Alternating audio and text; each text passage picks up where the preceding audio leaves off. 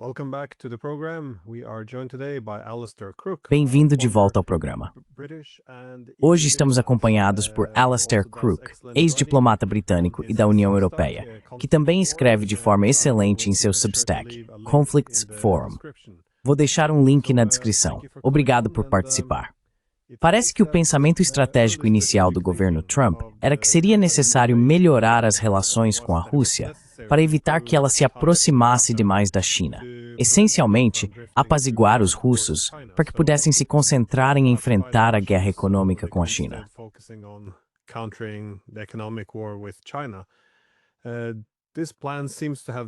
Esse plano parece ter descarrilado em certa medida, já que Trump está minando as relações bilaterais com a Rússia por meio de sanções e várias ameaças militares. Enquanto isso, a China parece estar vencendo partes dessa guerra tecnológica e financeira. Achei que um bom ponto de partida poderia ser a Rússia, porém, como vemos, Trump aumentou a pressão com essas sanções, que parecem ir contra o objetivo principal. Eu achava que era tornar as relações bilaterais indo à guerra na Ucrânia. Em vez disso, elas parecem ter se tornado reféns dela. Quão significativas você considera que essas sanções realmente são?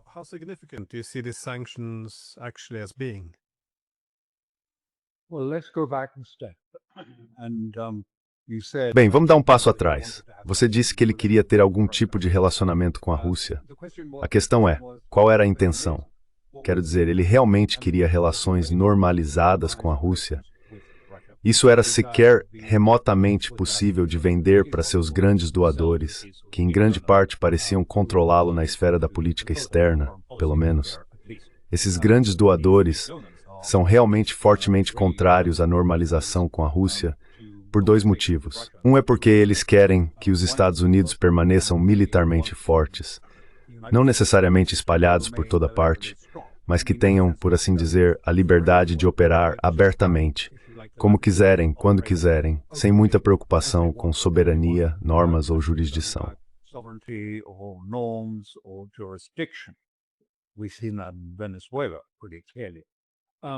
Vimos isso bem claramente na Venezuela. Então acho que havia uma ideia de que isso seria possível, porque também vimos isso do Wallstein logo no início. Você sabe, eu estou na Rússia e conheço a Rússia. Eu conheço a Rússia e a Rússia estava louca para fazer negócios conosco. Agora, não sei se ele acredita nisso ou não. Isso realmente não importa. Mas acho que todo o propósito disso era tirar a Rússia não apenas da aliança com a China, mas também enfraquecer os BRICS.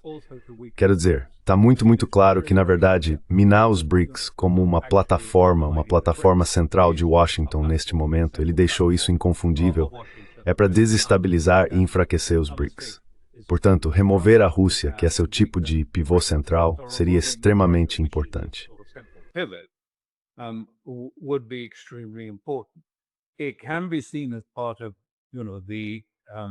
Isso pode ser visto como parte do isolamento da China, porque, é claro, isso também envolve a nova Rota da Seda, na qual a China investiu muito, mas também contraiu muitas dívidas de mercado. Como a Europa e os Estados Unidos não são mais grandes mercados para a China, o país está se voltando para a Ásia Central e para a nova Rota da Seda para compensar isso. E provavelmente quero dizer, a opção mais atraente. Se alguém perguntasse há alguns anos, onde você faria negócios?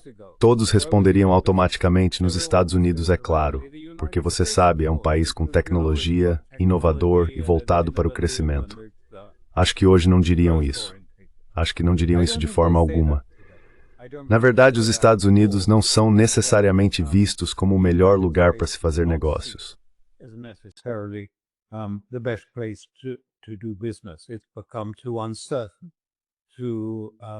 Tornou-se muito incerto, muito difícil prever o que vai acontecer. E, em geral, acho que as pessoas dizem que se você quer fazer negócios, o lugar certo é a Ásia Central, que está crescendo como nunca, especialmente com a infraestrutura que a China está implantando. E isso está ajudando, porque a China não está apenas investindo capital, linhas de trem e estradas, ela também está construindo sua supervia digital. Essas transações ocorrem fora da esfera do dólar e retornam à China por meio de sua estrutura de ponte. Não se chama mais Enbridge, agora é chamada de estrutura de ponte. que é uma troca digital direta de banco central para banco central. Central bank to central bank digital exchange. And there are several companies already involved in it. E já há várias empresas envolvidas nisso. Então eu diria que o comércio na Ásia Central está se tornando cada vez mais importante. Dá para ver agora que houve uma grande mudança. A China começou a emitir títulos Panda, ou seja, títulos emitidos em yuan, para empresas, não apenas russas. A Rússia está lançando títulos Panda, nas bolsas chinesas para financiar suas indústrias de petróleo e gás. Mas até países europeus, como a Hungria, têm levantado recursos no mercado chinês. Claro, não é tão grande quanto o mercado de títulos americano, que eu acho que tem algo em torno de 30 e poucos bilhões em tamanho.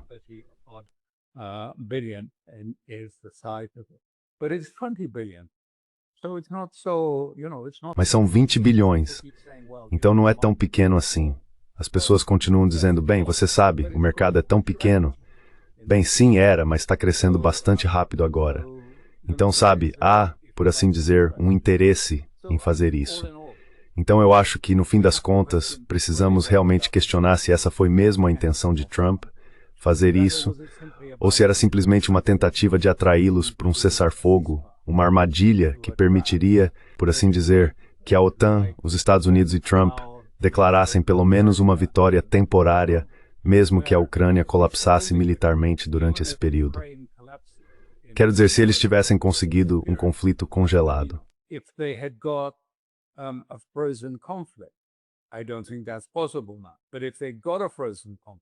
Eu não acho que isso seja possível agora. Mas se eles conseguirem um conflito congelado, os Estados Unidos poderiam dizer, bem, veja só, a narrativa.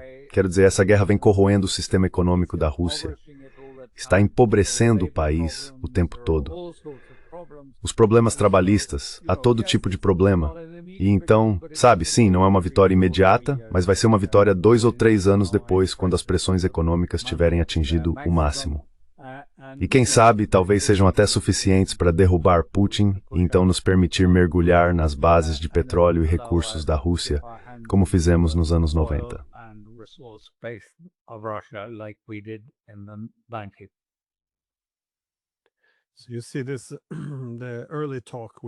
Então você vê essa conversa inicial que você ouviu de pessoas como Marco Rubio, de que os Estados Unidos reconheceram que o mundo estava se tornando mais multipolar.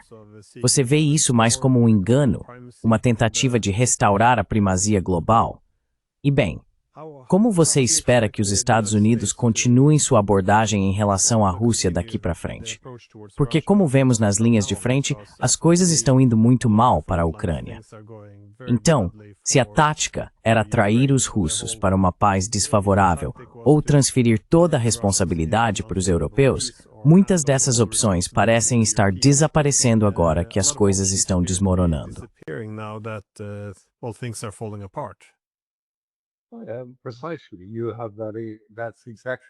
Exatamente, está certíssimo. Mas a primeira parte da sua pergunta sobre o Rubio era multipolar ou apenas um truque? Acho que naquela fase, quando disseram isso, que foi logo depois da posse, quando ele disse isso, acho que durante a sabatina de confirmação, havia então uma percepção de um jogo global muito maior que Trump estava planejando. Não se tratava apenas de mudar o Oriente Médio ou o Hemisfério Ocidental. Seria um jogo mais amplo. E acho que agora eles estão um pouco mais dispersos e ligeiramente mais enfraquecidos, como consequência dessa experiência, porque, como você sabe, vem acompanhando isso há muito tempo. Quero dizer, eles não conseguiram o que queriam com a Rússia. Eles queriam o conflito congelado, a estrutura que lhes permitisse afirmar que foi uma vitória. Them to claim it was a victory. And then the Europeans would dive in behind. E então os europeus avançariam atrás da Rússia ao longo do rio Dnieper e começariam a rearmar a Ucrânia para uma segunda rodada em alguns anos. Bem, isso não vai acontecer, porque Trump recebeu um não. Ficou bastante claro que ele estava começando a seguir por esse caminho. Ele realmente havia mudado de rumo antes da suposta cúpula de Budapeste. Ele estava falando sobre um cessar-fogo ao longo da linha de contato congelada, embora Putin tivesse dito a Whitcourt. Tenho certeza de que disse, porque essa foi a posição que Putin adotou em junho. tentando marcar pontos no Ministério das Relações Exteriores. Ele expôs exatamente o que estava em jogo. Eles realmente se importam. Eles não vão aceitar isso, e os russos não vão aceitar, por um motivo muito claro, porque já passaram por isso antes. Foram enganados pelo Ocidente durante anos.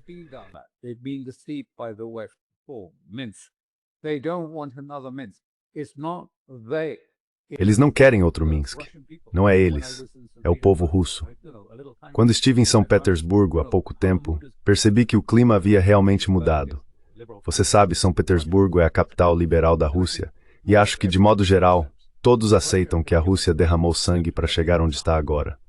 Há soldados, há o sangue dos filhos, e eles não vão aceitar um novo tipo de compromisso, um compromisso fraco, que significaria que parte desse sangue foi derramado em vão, porque teriam que derramá-lo novamente em 2 ou 3 anos. E mais do que isso, teriam que derramar ainda mais depois que os europeus remilitarizassem a Ucrânia e aumentassem o apoio nacional ao país no período seguinte.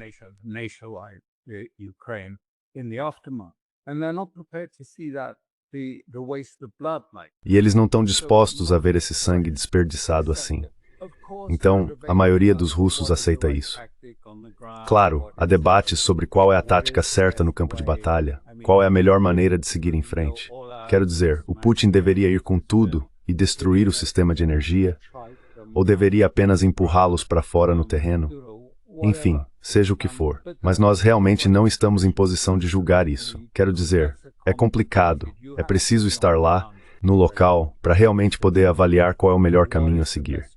Então sim, há discussões válidas sobre a melhor forma de encerrar a guerra. Mais rápido, mais devagar, de forma mais ampla, mais restrita, todas essas coisas. Isso é normal, nada de surpreendente nisso.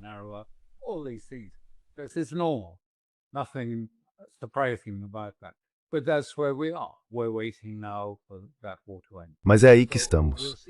Agora estamos esperando o fim dessa guerra. Então veremos.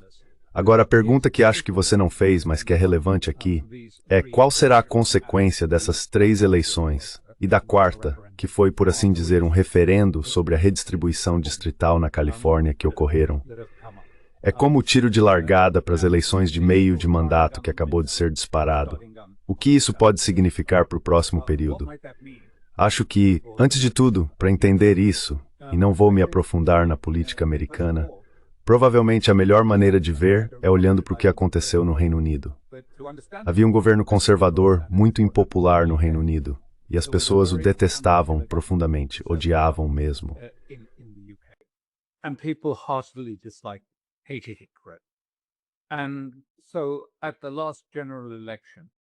E então, na última eleição geral, eles quiseram dar um tapa nisso. E deram um tapa forte.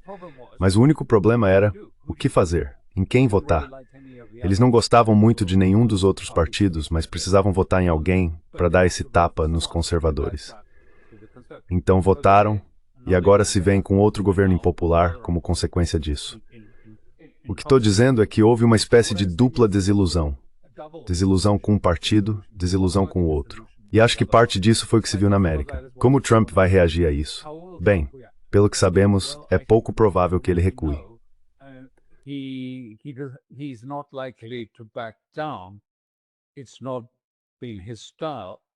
Não tem sido o estilo dele. É mais provável que ele dobre a aposta. E eu acho que, portanto, podemos esperar uma escalada nesse período. A situação econômica dele é bastante incerta, instável. Quero dizer, há o debate na Suprema Corte sobre a constitucionalidade das tarifas dele. Há a bolha da IA, talvez se dissipando lentamente ou perdendo o ar. E há o problema estrutural, que é realmente grave. Tudo isso foi resumido em um gráfico que vi recentemente. De um lado, você tem as avaliações do S&P subindo quase verticalmente em uma direção e as vagas de emprego indo na direção oposta. Isso não é uma boa notícia para Trump ou para o MAGA. Quero dizer, é algo muito sério.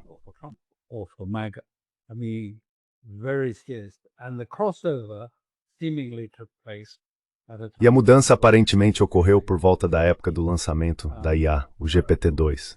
Será que as grandes empresas americanas de IA acreditam que a inteligência artificial vai levar a enormes perdas de empregos? Parece ser isso que estão sugerindo. Quero dizer, Eles afirmam muito claramente que esse nível de investimento, bilhões e bilhões, ou essas grandes estruturas, só pode gerar receitas e lucros por meio de perdas de empregos, de substituição de trabalho.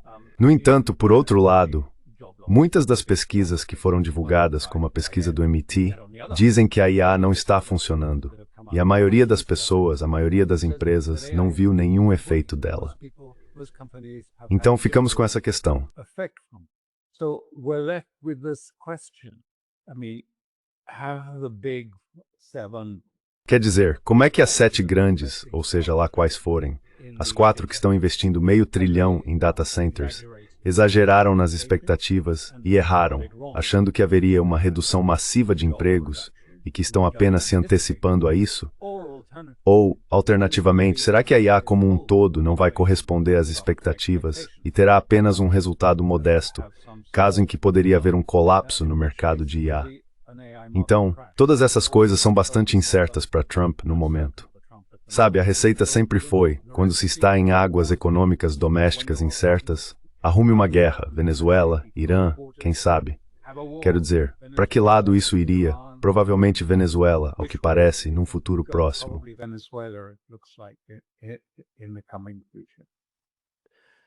just wanted to continue a bit on. Eu só queria continuar um pouco sobre a guerra tecnológica. Você mencionou que provavelmente é uma bolha que pode começar a estourar. Mas me parece que a China pode ter mais vantagens em encontrar aplicações práticas para suas tecnologias de IA, já que possui todas essas indústrias enormes e oportunidades de escala, mais lugares para realmente usar IA. Mas já ouvi esse argumento antes, de que a IA americana, pelo menos, pode estar em uma bolha. Como você avalia isso? Why do you see a bubble in the AI? Well, first of all, because Sim. Bem, antes de tudo, acho que foi justamente ontem que houve um seminário ou algo assim em Londres, e o CEO da NVIDIA disse que tem bastante certeza de que a China vai vencer a corrida da IA. Quero dizer, isso veio do CEO da NVIDIA. E o Sam Altman, da OpenAI, disse ao Wall Street Journal que acha que o governo dos Estados Unidos precisa garantir seus empréstimos, oferecer algumas garantias. O enorme investimento que foi feito nisso, no momento as receitas parecem insignificantes, mas as pessoas não ouviram. E como brace to estudo de IT point berstetten em nala diverger de bors orteus, em control externo de sabe. got no good results from it. In other words, they're not going to spend a lot of money on AI. And indeed, they have shown. E de fato, eles mostraram, esses são testes reais, não hipotéticos, que as empresas descobriram ser mais barato e melhor contratar humanos para fazer o trabalho, porque havia muitos erros. A IA tem alucinações, que maneira maravilhosa de descrever isso. Ela pode fornecer dados incorretos, pode plagiar e pode usar dados que não deveria. Todas essas coisas estão causando problemas. Mas a quantidade de investimento nesses data centers provavelmente foi exagerada. É enorme. E a questão é, de onde vem a receita? E o que acontece se a Huawei lançar um chip menor, mais barato e melhor, como eu acho bastante provável? As I think it is quite likely. And in fact, I believe I have no evidence. Na verdade, eu acredito, não tenho provas, mas pelo que vi, quando a China diz que está bem sem os chips da NVIDIA, que não os quer, provavelmente é porque a Huawei está avançando bastante na direção oposta. Vi fotos e relatórios mostrando uma enorme expansão dos laboratórios técnicos da Huawei e grandes projetos em andamento. Há claramente algo significativo acontecendo por lá. Então tudo isso pode explodir, porque você deve se lembrar que com o DTC, a IA acabou a caminhar muito, eles faziam tudo em código aberto. Você me agapa de bienegas a 100 per person, por ele, não por ele time. You could use it without paying rent on. But the whole idea of America has been, to monopolize. Mas toda a ideia dos Estados Unidos tem sido monopolizar os dados e monopolizar todo o processo. Mas não está claro se isso é satisfatório, em parte porque os dados são realmente todos ocidentais. Quero dizer, a maior parte dos dados que eles têm usado é ocidental. E sabe, o resto do mundo está dizendo, bem, não queremos uma IA orientalista nos sendo imposta. Gostaríamos de algo mais amplo e mais diverso. Então, sabe, não tenho certeza, essa é uma questão em aberto. Isso vai funcionar. E quem realmente vai se beneficiar? E o que você disse está exatamente certo. A China está preparada a usar isso de uma forma prática, barcaz, e o Ocidente não está. And the West is not. I wanted to circle back to Quero voltar a falar sobre a Rússia, porque realmente acho que quando Trump chegou ao poder, muitos russos pareciam cautelosamente otimistas. Pelo menos no sentido de que depois de 30 anos, sem conseguir chegar a um acordo sobre uma arquitetura de segurança comum para a Europa, eles finalmente tinham um presidente americano que falava de forma um pouco mais calorosa sobre a Rússia. Além disso, talvez houvesse até uma sensação de que seria possível superar o século passado de más relações com os Estados Unidos. De novo, talvez isso fosse otimismo demais. Mas ainda assim, parecia haver alguma esperança em relação à presidência de Trump. Agora que a diplomacia não está realmente avançando, você mesmo mencionou que Trump de repente voltou pedindo um cessar-fogo. Quero dizer, toda a conquista do Alasca foi justamente tirar o cessar-fogo da mesa. Mas agora ele voltou a falar em cessar-fogo. Voltou a fazer ameaças? Bem, não apenas ameaças. Ele está de fato impondo sanções. well, not just threats, he's actually putting sanctions. Because he wasn't allowed to. I mean, it was quite clear the way. Porque não permitiram que ele fizesse isso. Quero dizer, foi bem claro a forma como tudo foi de repente cancelado. Alguém disse a ele, Rubio, ou seja lá quem tenha sido o mensageiro, sinto muito, mas aqueles acima de Trump nessa hierarquia de poder disseram que você não tem permissão para desmantelar a arquitetura profunda dos Estados Unidos, a arquitetura que está em vigor há décadas. E parte dessa arquitetura está ligada a Israel. E parte dela tem a ver com enfraquecer a Rússia e eventualmente atender às necessidades da Europa e do Ocidente de ter propriedade ou acesso aos recursos russos. Essa é a arquitetura profunda. Então, de certo modo, Trump ficou batendo de frente com isso. Disseram a ele que não. E sabe, acho que Rubio deixou isso bem claro. Rubio, I think, was pretty clear about that. That is the position. Essa é uma posição. E eu acho que a Rússia sempre foi cautelosa, sem se deixar empolgar demais com isso. Eles ouviram com atenção o que Trump dizia, e Rubio também, sobre, você sabe, uma nova ordem multipolar e pensaram, gostaríamos de ouvir mais sobre isso. E então houve as conversas e Ryabkov ia e voltava. Mas você sabe o que aconteceu, o que ficou claro, e isso reforça o que estou dizendo, é que isso nunca esteve realmente em perspectiva. Como Ryabkov disse, não houve nenhum progresso nos elementos mais básicos, nos primeiros princípios da construção de relações. Nada foi feito sobre a devolução de seus consulados e instalações diplomáticas. Nada avançou também em relação à troca de voos.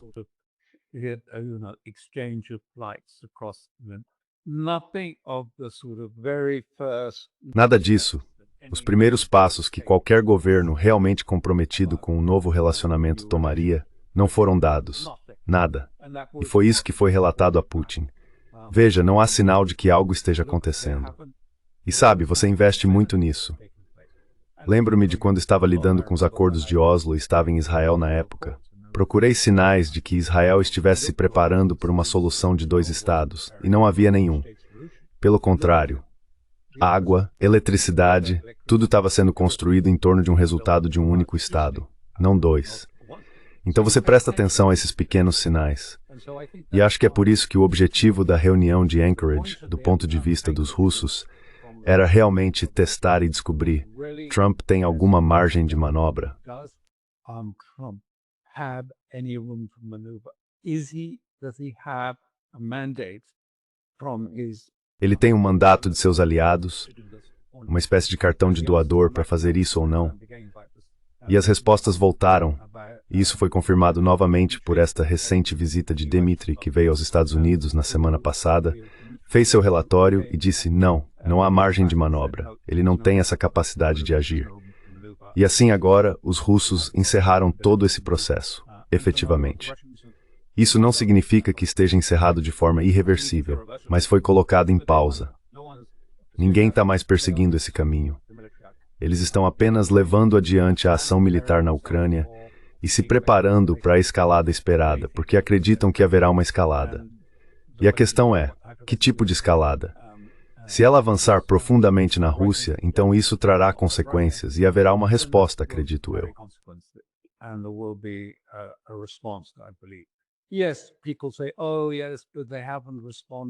Sim, as pessoas dizem, sim, mas eles não reagiram quando as linhas vermelhas foram cruzadas. Eu acho que isso, e posso estar errado, mas pelo que ouço, lançar mísseis Tomahawk em São Petersburgo ou Moscou simplesmente não é aceitável.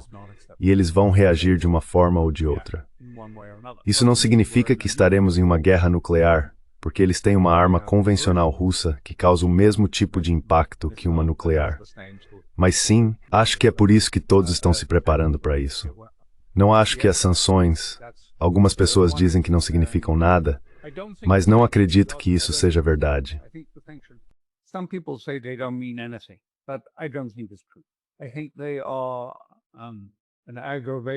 Acho que são uma irritação, mas não acho que seja uma questão crítica. A Rússia se preparou para isso, esperava por isso e tomou várias precauções nesse sentido. Então não acho... As sanções não mudam o jogo. E não acredito que serão observadas pela China, pela Índia ou por outros países. Porque, sabe, agora há uma má relação entre os BRICS e o Ocidente, por assim dizer. E não acho que eles vão aceitar isso. A China certamente não vai.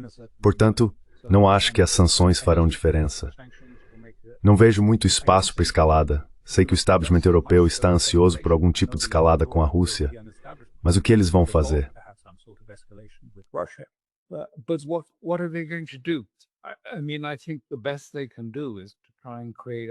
Quer dizer, acho que o melhor que eles podem fazer é tentar criar uma provocação no Mar Báltico ou algo assim. Sabe, porque é um canal muito estreito. Os navios precisam navegar ao largo da Estônia, com aquelas rochas no meio, para tentar gerar algum tipo de escalada, a fim de envolver os americanos, e assim, de certa forma, provar, nós dissemos, a Rússia é uma ameaça para a Europa. Claro, isso não é verdade, mas sabe, é uma boa jogada política. Se você tem uma derrota na Ucrânia e precisa manter a União Europeia unida, que outra bandeira pode levantar além de dizer, bem, é tudo culpa da Rússia, Rússia, Rússia, Rússia. É algo meio grosseiro e não está realmente funcionando.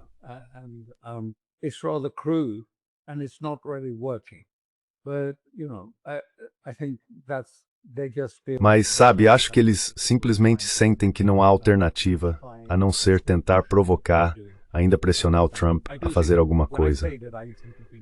Eu realmente acho, quando digo isso, acho que disseram a ele para não fazer, mas também acho que ele é instintivo, que não quer começar uma guerra de verdade com a Rússia, porque isso não seria nada bom para a base dele. Eles não iriam gostar nem um pouco disso. E mais do que apenas a base republicana, os jovens americanos em geral, eles não querem ver mais guerras. Então acho que ele tem pelo menos esse tipo de intuição. Sabe, não escalar demais. Quero dizer, sabe, Jeff, faça o que for preciso, mas não vá longe demais. Talvez eu esteja errado. Ele falou sobre testes nucleares, mas ninguém sabe o que isso significa.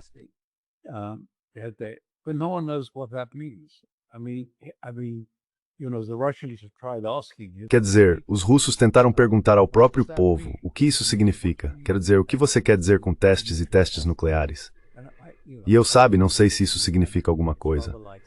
É mais ou menos como dizer, bem, vamos navegar com esses submarinos pela sua costa. Quero dizer, o que isso significava? Nada. Eles provavelmente já tinham 2 submarinos, sabe, nas bordas, submarinos meio que parados no fundo do mar, perto da Rússia. Claro que tem, mas quero dizer, e daí? Sabe, isso vai te dar a vantagem de que o Elon vive falando? Precisamos de pressão, pressão sobre a Rússia. Eles vão desmoronar sob pressão. Bem, não desmoronaram, e eu não vejo nenhum sinal disso no momento. Na verdade, o colapso parece estar vindo do lado ucraniano.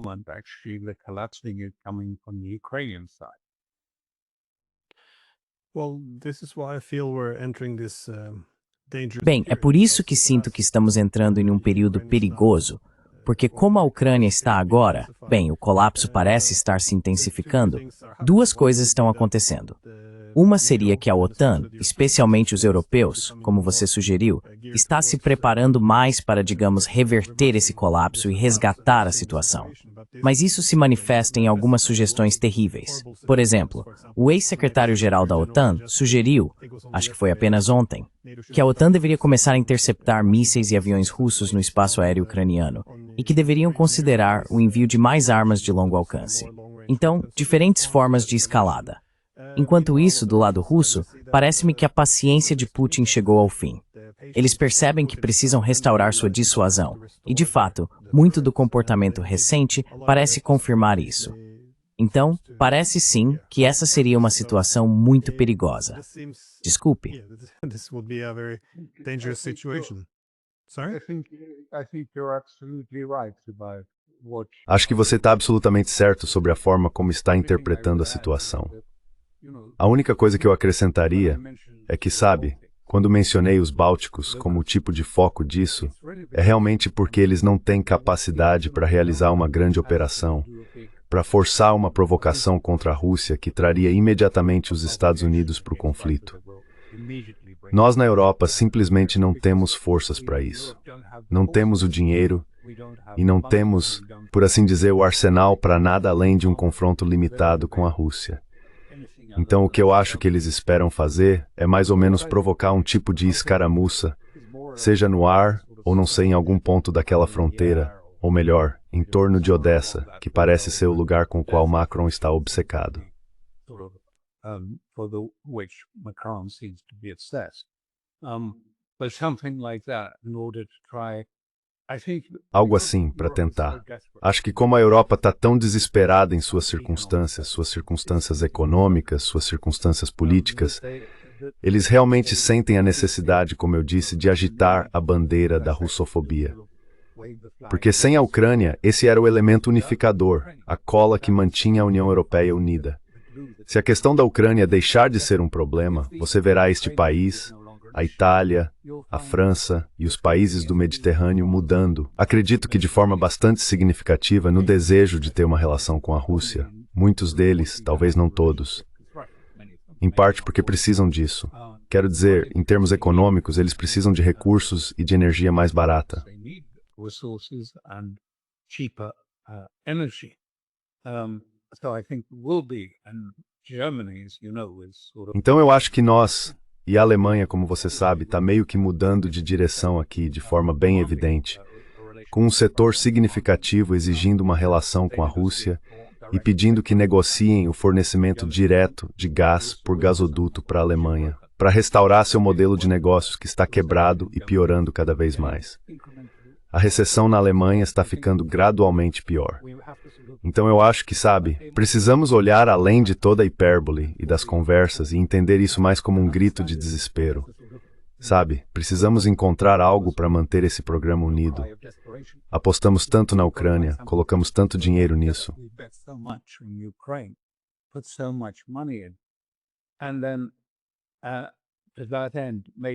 E então, nesse sentido, cometemos tantos erros em nosso relacionamento com os Estados Unidos, com a China, erros econômicos. Mas agora, a Europa está em uma situação terrível e não há saída. Acho que a Europa confiou muito nessa ideia que vem da guerra, de que podem justificar a necessidade de um cordão sanitário, de modo que apenas os partidos de centro possam vencer na Europa. Eu penso, não. Quero dizer, você se lembra? Hitler chegou ao poder dessa forma. In der carriage denges stem turge in ministalis das sperm, idhi peribis nimei. Extreme left out of this and just have us in the middle. But, you know, young Europeans. Mas veja, os jovens europeus não se lembram do fim da guerra. Isso não é algo que esteja mais em primeiro plano na mente deles.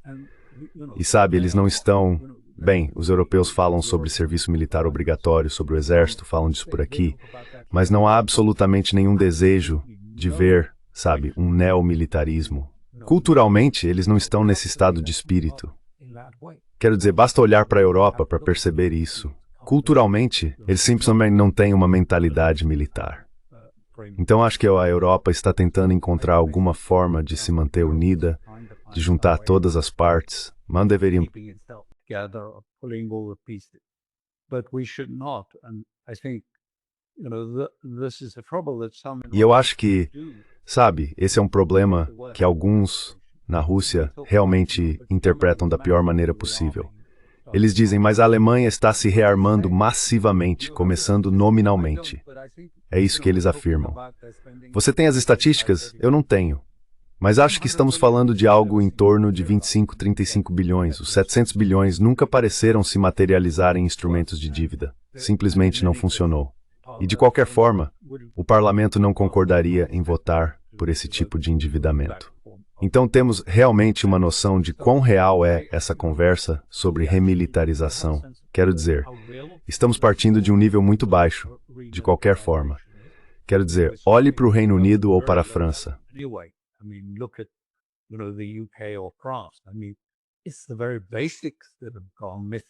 Quero dizer, são as coisas mais básicas que desapareceram, tudo quebrado e ausente. Quantos homens poderíamos reunir? Bem, me disseram aquelas ONGs que se especializam nisso, que a Europa poderia colocar talvez 25 mil ou 35 mil homens de cada vez na linha de frente. Quero dizer, isso cobriria apenas uma parte minúscula de uma linha de contato tão extensa. Não é, sabe, uma escala séria. Quero dizer, veja quantos os Estados Unidos tiveram que mobilizar. Quase 1,5 milhão para o Iraque. Esses números estão a anos-luz do que a Europa pode fazer. Então acho que um pouco disso é possivelmente exagerado. Mas ainda assim devemos encarar com alguma preocupação e levar a sério, porque eles ainda podem fazer algo estúpido e começar uma guerra com a Rússia.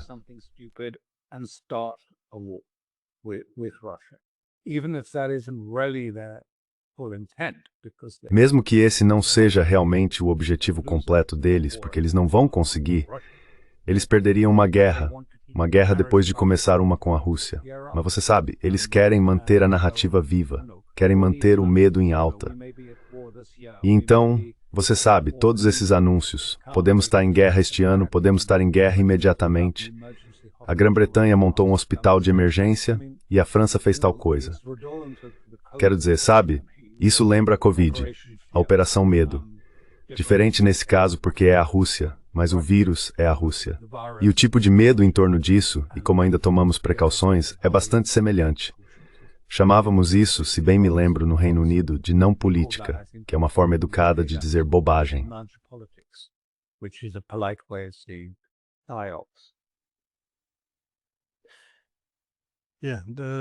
Bem, parece haver em Moscou a ideia de que eles podem resistir ao Ocidente de certas maneiras. Eles não podem. Perdi qual palavra você usou. Você disse que eles podem resistir mais. Não que eles consigam. Bem, quando eu digo resistir por mais tempo, quero dizer em termos da vantagem militar, estar a favor deles. A economia europeia está afundando, mas também, como você sugeriu, a estabilidade política, porque você mencionou o centro, alertando sobre a esquerda e a direita, mas muitas vezes agora na Europa, vemos que temos, na verdade, um centro radical. Com frequência são a esquerda e a direita que falam sobre paz, enquanto é o centro que fala, essencialmente, sobre uma guerra à Rússia. Mas a política ocidental parece cada vez mais determinada a manter em andamento.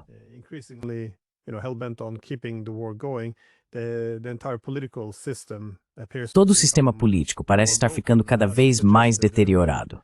Como você sugeriu, quando é visto como perigoso entregar o poder político à oposição, votar passa a ser um pouco como escrever uma carta para o Papai Noel. Você não vai realmente conseguir nada.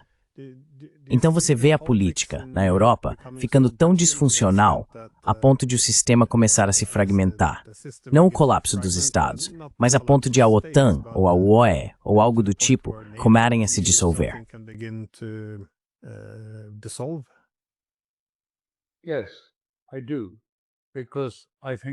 Sim, eu acho que sim, porque acredito que há uma enorme fratura estrutural, quase geológica, no sistema. Falamos sobre a economia europeia ou a economia americana, mas isso é um equívoco. Não existe uma única economia, existem duas. Uma economia enriqueceu por meio da financiarização, eu a chamo de economia da cornucópia, que serve aos 10% do topo. Podemos discutir se é 20% ou 10%, tanto faz, isso não importa. Mas existe essa economia da cornucópia, e depois há a economia da privação, a que sofreu uma erosão estrutural. the one that has suffered structural, if you like, attrition. I mean, in terms of jobs and in terms of the Quero dizer, em termos de empregos e de estrutura, é uma situação em que eles se tornaram progressistas. Não é só a IA, isso já vinha acontecendo de qualquer forma. Mas talvez, sabe, as empresas usem a IA como desculpa para cortar mais empregos. Não porque realmente vão substituí-los por IA, mas porque simplesmente querem reduzir custos diante do aumento dos preços, das matérias-primas e de tudo isso. Então, você tem essas duas economias estruturalmente separadas tomando forma.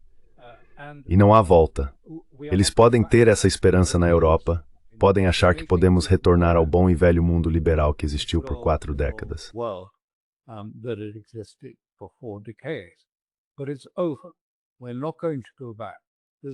Mas acabou. Não vamos voltar atrás. Não há ninguém que possa vencer uma eleição genuína em vez de uma manipulada, seja na América ou na Europa, com uma plataforma de retorno à globalização ou ao DEI. Isso acabou. Há novas forças. Os jovens estão com raiva. Eles não têm dinheiro. Não conseguem viver direito.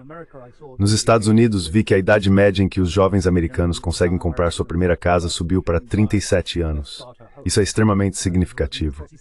É especialmente importante para as mulheres, se não para os homens, o fato de que elas não conseguem começar uma família até estarem na casa dos 40, se conseguirem. Então há muita coisa por trás disso.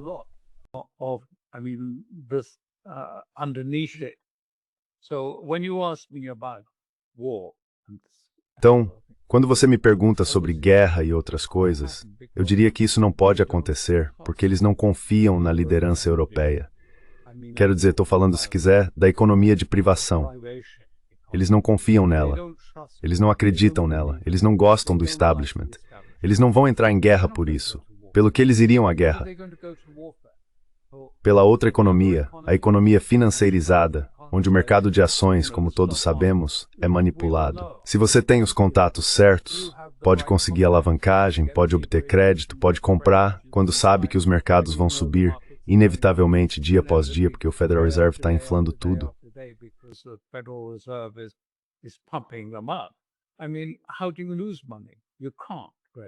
Quer dizer, como é que você perde dinheiro? Você não pode, de verdade.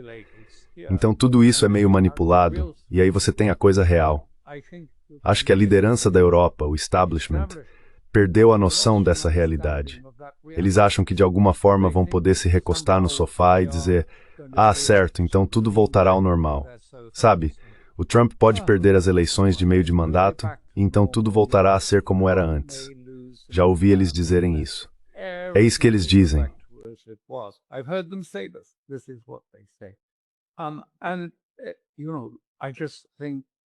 E, sabe, eu só acho que eles sentem que é um pouco educado demais, mas eles vivem em uma espécie de retorta selada de, sabe, o que havia de errado com a tecnocracia, o que havia de errado. Bem, ela era disfuncional, não funcionava, não dava às pessoas o que elas precisavam. Empregos, um lugar para morar, assistência médica, todas essas coisas, a política do dia a dia, não entravam nos cálculos das necessidades técnicas do futuro. Esse é realmente o ponto.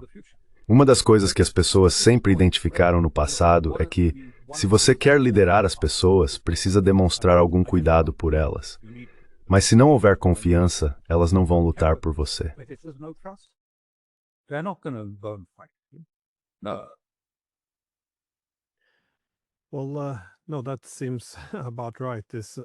Bem, não, isso parece certo. A ideia de que eles podem simplesmente esperar Trump passar, como fizeram na primeira administração.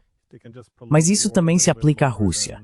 A ideia de que se conseguirem prolongar a guerra só mais um pouco, então a Rússia pode entrar em colapso, ou algo acontecerá. Algo surgirá para salvar a situação. Tudo isso, como você disse, esse recuo para a esperança e a imaginação, resulta em uma falha em se ajustar a essas novas realidades, e de fato ao novo mundo. Como você descreveu, a ascensão da China está vindo muito, muito rapidamente. Mas, apenas como uma pergunta final, bem aberta eu diria, como esse mundo se parece? Como você acha que as coisas vão mudar nos próximos anos? Porque considerando, bem, podemos partir da suposição de que estamos perdendo a guerra na Ucrânia, Os chineses parecem estar vencendo a guerra econômica com os Estados Unidos e as novas forças econômicas este e o antigo sistema. O que vai esperar? The old system. What is it that you expect to see? Well, what I think is that, Bem, o que eu acho é que, você sabe, a China demonstrou muito claramente em duas esferas sua posição.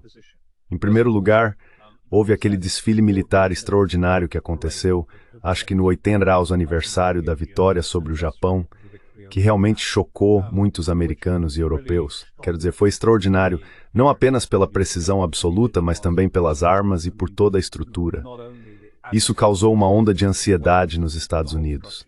E acho que isso teve algum efeito, no sentido de que o Pentágono agora está dizendo, bem, talvez não devêssemos pensar em enfrentar a China militarmente, porque já não temos mais esse tipo de capacidade.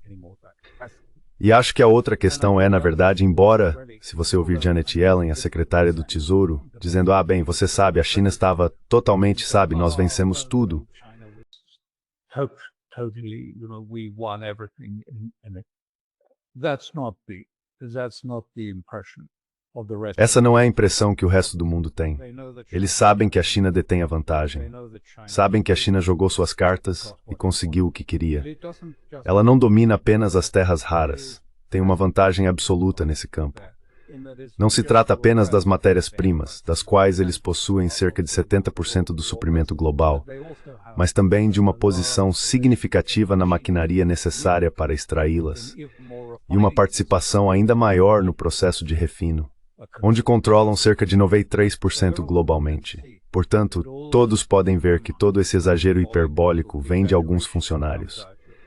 Isso tem sido particularmente evidente nos últimos dias, com declarações de que a economia americana está ótima, não há inflação e os empregos estão crescendo.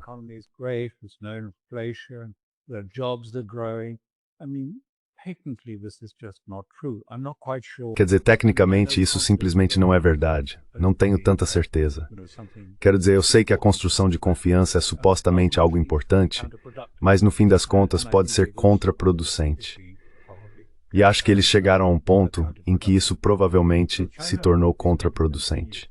Então a China vai continuar nessa posição. O que é óbvio, porém, é que, como eu disse antes, o resultado das eleições recentes e as perspectivas para as de meio de mandato significam que o que Trump precisa tentar consertar é a economia. Os preços caíram. E sabe, o fato de ele ter estado tão próximo de Israel acabou não sendo uma questão vencedora.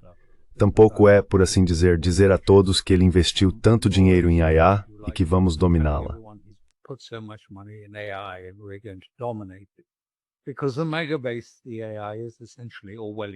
Porque a Mega Base, a IA, é essencialmente toda vontade e algo sinistro. Então, quero dizer, a única coisa que ele pode fazer, e é o mesmo para os europeus, embora eu não tenha certeza se eles realmente entendem, é que as pessoas que vencerão as próximas eleições serão aquelas capazes de convencer as pessoas comuns, os trabalhadores, a segunda metade do espectro, como eu chamo, de que tem um plano, que vão garantir bem-estar, empregos, saúde, escolas e todas essas coisas para eles. Qualquer outra coisa, prometer globalização, prometer IA, prometer outra coisa, acho que não vai funcionar. Ou dizer o quão próximos estão de Israel, isso vai convencer Micah? Vai convencer os jovens? Acho que não. I don't think it will. Now, Europe doesn't seem to grasp it. Agora, a Europa parece não entender isso. A ordem é a América. E quero enfatizar, não estou dizendo que ele está perdendo ou que vai perder as eleições de meio de mandato. Nunca se pode dizer isso sobre Trump, porque veja só, tantas vezes disseram que ele estava acabado, e ele sempre reage. Mas ainda assim, acho que esta é uma verdade essencial. As únicas pessoas, sejam democratas ou republicanas, que realmente conseguirão um mandato e vencerão eleições, serão aquelas que conseguirem de forma incrível, sublinhe-se, incrível, convencer os jovens americanos, especialmente os de 25 a 30 anos, de que tem uma solução para o desemprego deles, para a dificuldade de pagar moradia e também para custear cuidados médicos e outras necessidades básicas. Without this bread and butter economics. Sem essa economia básica, acho que vai ser muito difícil. E não se esqueça, os democratas também têm seus populistas. Quero dizer, não é só do lado republicano ou do lado das revistas. Muitos jovens democratas votaram em Trump na última eleição justamente porque achavam que ele iria trazer de volta os empregos para os Estados Unidos. E eles acreditaram nisso. E acho que o que vimos esta semana na eleição foi um reflexo de certa desilusão. Veja, os preços estão subindo, o padrão de vida dessas pessoas está ficando desesperador. Todas as grandes empresas estão apontando o que chamam de uma crise de confiança do consumidor em todos os setores. Entre os mais jovens, em particular, as redes de fast food estão relatando uma queda de cerca de 40% na frequência.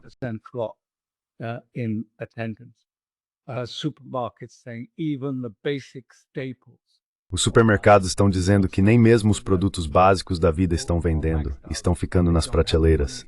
As pessoas estão no limite. Elas não têm dinheiro. Não tem nem dinheiro para você, sabe, comprar o manual mais. Sabe, isso é realmente sério, o que você está dizendo. E então, quando você vê o gráfico mostrando os ricos, com o dinheiro entrando a rodo, e as vagas de emprego diminuindo desse jeito, você está se aproximando de uma insurreição. Se você não consegue mudar a situação por meio de protestos, e seus protestos são simplesmente ignorados, se não consegue mudar votando porque tem que escolher entre Tweedledum e Tweedledee, então aonde você recorre? Se você é irrelevante para o seu próprio sistema, bem, é aí que eu acho que tanto a Europa quanto os Estados Unidos precisam ficar atentos.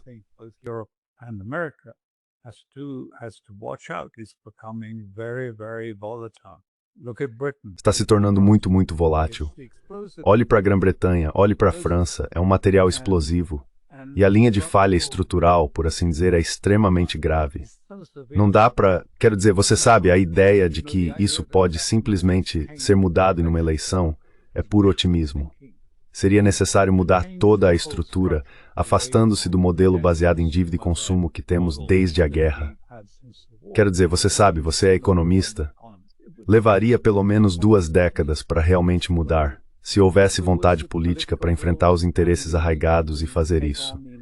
Porque os interesses arraigados certamente lutariam com unhas e dentes contra qualquer mudança na economia estrutural que os beneficia de forma tão generosa.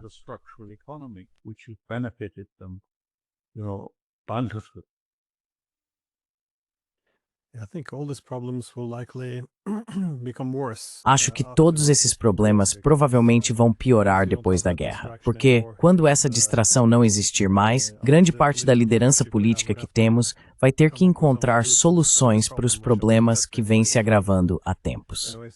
É isso. Muito obrigado por dedicar seu tempo. E como eu disse no começo, por favor visitem o Conflicts Forum no Substack e confiram o link na descrição. Então, mais uma vez, obrigado por dedicar seu tempo.